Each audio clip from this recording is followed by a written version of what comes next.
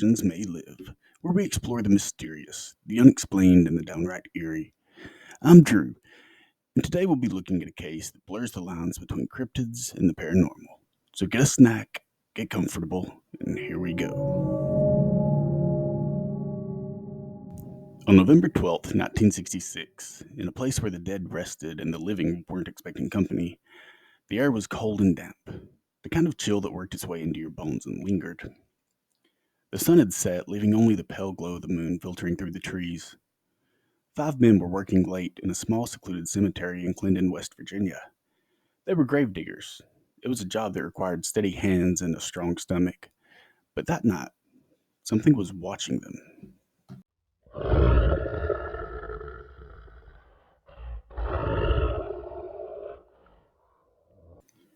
One of the men, Kenneth Duncan, thinking he had heard something, paused mid shovel. At first, they dismissed it, probably just the wind shifting in the branches or maybe a deer picking its way through the brush. But then, it happened again.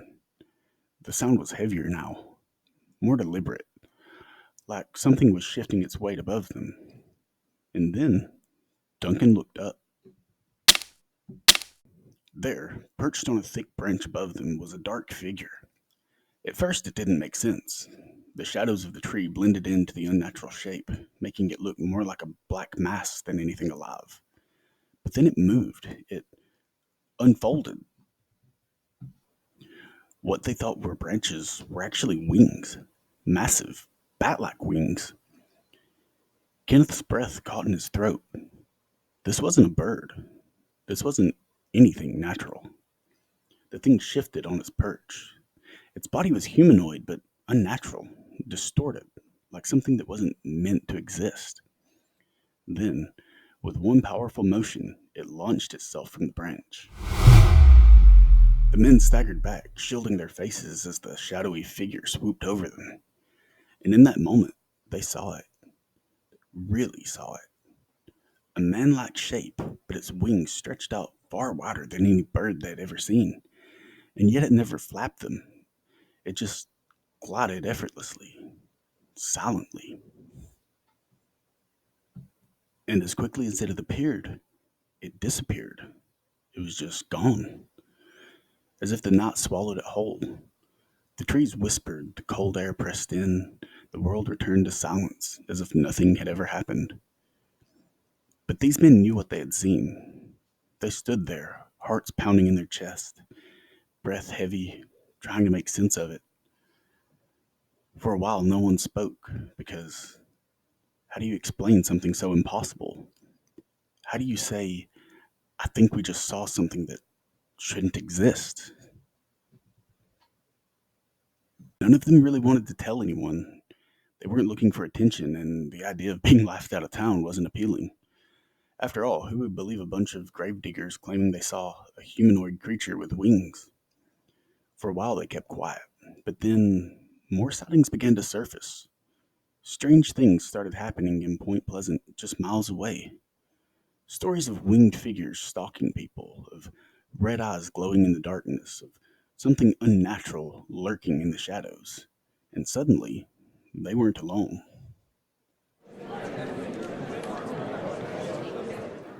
Kenneth Duncan eventually came forward, sharing his story once the Mothman hysteria had taken hold. And that's when people started looking back, wondering if the cemetery sighting had been the first warning, a sign of something to come. Because the strange encounters didn't stop, they only got worse.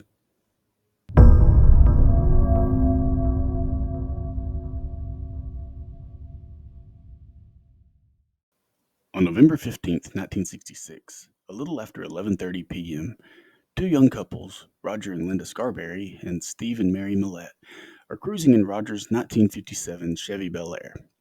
The four of them are just driving around, laughing, talking, and killing time in the aimless way that young adults do in a pre-internet small town. As they drive, the route takes them near the TNT area.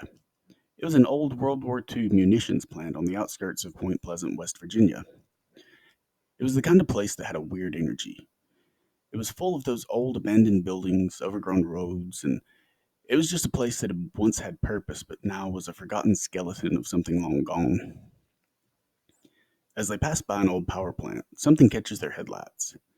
At first, they think it's just a shadow or maybe an animal, but then it moves. And standing there just off the road is a huge humanoid figure. It was at least 6, maybe 7 feet tall, with massive wings folded against its body. But the part that sticks with them, the part that's most unsettling, are its eyes. They're huge, round, and protruding from its head, and somehow glowing red. Roger does exactly what anyone with half a survival instinct would do. He slams his foot on the gas. The car roars forward, tires kicking up gravel, and they rocket away as fast as his Chevy could take them. For a moment, they all feel a bit of relief, and they're tempted to believe it was just a prank or maybe a mix of piled up scrap, poor lighting, and imagination. But then, this thing, it moves again. Not just moves, it takes off. Without even flapping its wings, it rises into the air and starts following them. Roger's still pushing the car faster and faster. 60, 70, 80 miles per hour. The engine's roaring, wind whipping through the open windows. But no matter how fast they go, this thing keeps up. They finally hit 100 miles per hour, tearing down Route 62, and it's still right there, gliding effortlessly. Its glowing eyes are locked onto them. At one point, they swear it gets even closer, close enough that they can hear it. It makes this high-pitched screeching noise that makes their hair stand on end. Finally, just as they reach the city limits of Point Pleasant, the thing just peels off. It veers away and disappears into the dark. The second they're safely inside town, they don't even hesitate. They head straight for the police station. Now keep in mind, these weren't your typical thrill-seeking kids looking for attention. The Scarberries and the Millettes were shaken to their core. Their faces were pale, their hands were trembling. When they told their story to Deputy Millard Halstead, he believed them, not just because of the details, but because he knew them. These were local kids that weren't known for making things up. The police actually went out to investigate, but they didn't find anything. No footprints or signs of anything unusual. But here's the kicker. That same night, other residents started reporting strange lights in the sky. Some even claimed to have seen the same winged creature lurking around the TNT area. And this was only the beginning. Over the next few weeks, dozens of people would claim to see the creature. They always described it the same: massive wings, the inhuman height, and those glowing red eyes. And just over a year later, disaster would strike.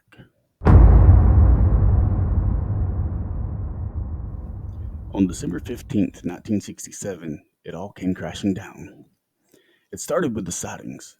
For months, people in Point Pleasant claimed to be seeing something unnatural lurking near the Silver Bridge. At first, it was just glimpses. A dark figure perched on the bridge's steel framework, a pair of glowing red eyes staring through the fog. Some thought it was just imagination, a trick of light, a bird, a mass hysteria gripping the town. But then the dreams started. Locals began waking up in the middle of the night, drenched in sweat and haunted by visions of catastrophe. One woman described seeing cars sinking into icy water. Another claimed she saw the bridge collapse in her sleep, 2 weeks before it actually happened. And then there were the phone calls. Several residents reported receiving strange phone calls, lines filled with deep static, a mechanical hum, and sometimes something else. A low voice, speaking words they couldn't understand. And then, of course, there was Mothman. People swore they saw it hovering above the bridge, watching, waiting. But waiting for what? The collapse?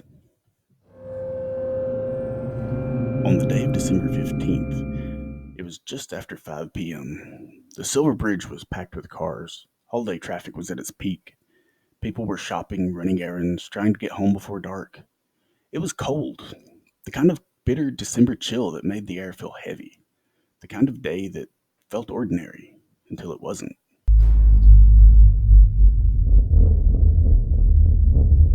Without warning, the bridge shuddered. Some drivers thought it was just the wind. Maybe a passing truck had hit a bump. But then another groan, louder this time. One driver looked up and saw the suspension cables begin to twist. The entire structure began to sway, the steel girders bending like soft clay. And then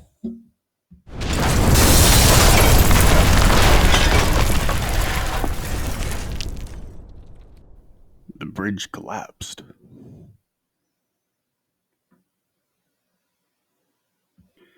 31 vehicles, 46 lives lost. It happened so fast that no one even had time to scream. One moment they were sitting in traffic, the next they were plummeting into the freezing Ohio River. The water swallowed cars, people, everything. The lucky ones escaped through shattered windshields, pulling themselves out into the icy current. But others weren't as fortunate. The bridge was gone. In a matter of seconds, Point Pleasant would never be the same again. The aftermath? Rescue teams worked through the night, pulling survivors from the wreckage, retrieving bodies from the freezing depths. The town was in shock, mourning the lives lost, searching for answers. And that's when people started talking. That's when they remembered the warnings, the dreams, the strange phone calls, the red eyes on the bridge, the Mothman. Some survivors swore they saw it, hovering over the collapsed bridge, watching. Did it cause the disaster? Or was it trying to warn them? Then, just as suddenly as it appeared, Mothman vanished.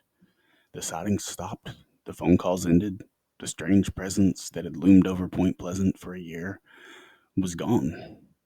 And that was what scared people the most. Because if Mothman was really a harbinger of disaster, that meant it had finished its warning and it had moved on.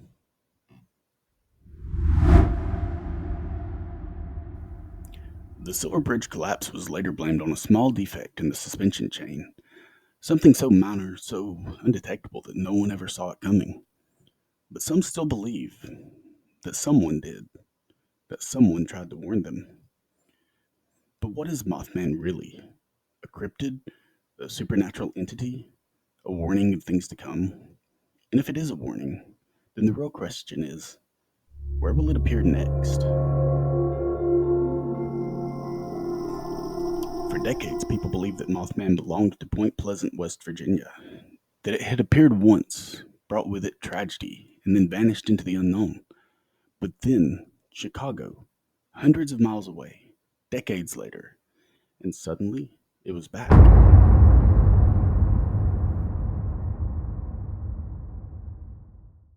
A man walking near Lake Michigan late one night saw something massive soaring between the skyscrapers. At first, he thought it was a huge bird, but as he watched, he realized it wasn't flapping its wings, it was gliding, almost effortlessly, its massive body silhouetted against the city lights. Then, for just a second, it turned its head toward him. Two glowing red eyes locked onto his. A wave of terror washed over him. Not fear like you get when you see something scary. This was different. He would describe it as pure, primal dread. Something deep inside him screamed, "Get away, now." And when he blinked, it was gone. For years, that first sighting was just seen as an urban myth, a strange but isolated event. But in 2016, that changed. Reports exploded. People across Chicago's downtown district, businessmen, late night workers, delivery drivers, all started seeing the same thing. A dark winged figure soaring between buildings, a tall humanoid creature with bat like wings, and always those red eyes. Some described a sense of unease creeping up their spine before they even saw it. A few even claimed that before they looked up, they heard it first. A sound like a deep, distorted hum, almost like a mechanical vibration in the air. And then there it was. Some saw it perching on rooftops, watching them from above. Others swore they saw it dart between the Willis Tower and the Hancock Building, moving too fast for anything human. But one of the most chilling encounters came from a security guard at O'Hare International Airport. In 2017, just after midnight, the guard was making his usual rounds, checking the perimeter fence near a secluded cargo area. He wasn't expecting much, just another quiet night. And then he heard something. It wasn't that familiar sound of a plane, it wasn't the wind, it was something else.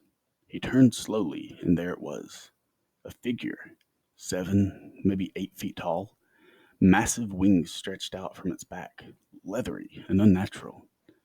And then it turned its head, 2 red eyes glowing like burning embers. The guard froze. He wanted to move, to run, to scream, but he couldn't. Then the creature spread its wings. In one fluid motion, it lifted off the ground, taking flight and disappearing into the night. The guard stood there for what felt like an eternity, unable to breathe. When he finally found his voice, he radioed his supervisor. But by the time backup arrived, it was long gone. Over the next few months, the sightings continued. People described the same creature, a humanoid figure, dark, menacing, glowing red eyes that filled them with fear, massive wings gliding effortlessly between the city's buildings. Local news outlets caught wind of the reports. Soon, cryptid researchers, paranormal investigators, and even skeptics started taking notice. Was this modern resurgence of the Mothman legend? And more importantly, was it a warning?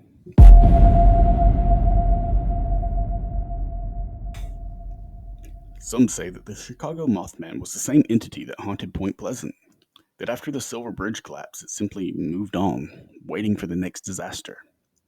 Others claim it's an entirely different cryptid, a relative of Mothman, or even something otherworldly, an entity that feeds off of fear, appearing before moments of mass panic and catastrophe. And then, of course, there are the skeptics. They argue that it's just a misidentified bird, or even large drones, a hoax filled by urban legends. But if that's true, why do the people who see it all describe the same overwhelming fear? Not fear like you feel when you're in danger, no. Something much deeper. Something instinctual. Something that tells you you're looking at something you were never meant to see. So, what do you think? Is Mothman real? A warning? A harbinger of disaster? Or just an old legend that refuses to die? And that wraps up today's episode of Legends May Live. Let me know your thoughts, or if you've got a story of your own, we'd love to hear it. You can find us at legendsmaylive.com or on social media. Make sure to subscribe, leave a review, and share with a friend who loves a good eerie tale. Until next time, keep your eyes open and keep a lookout, because it turns out legends may live.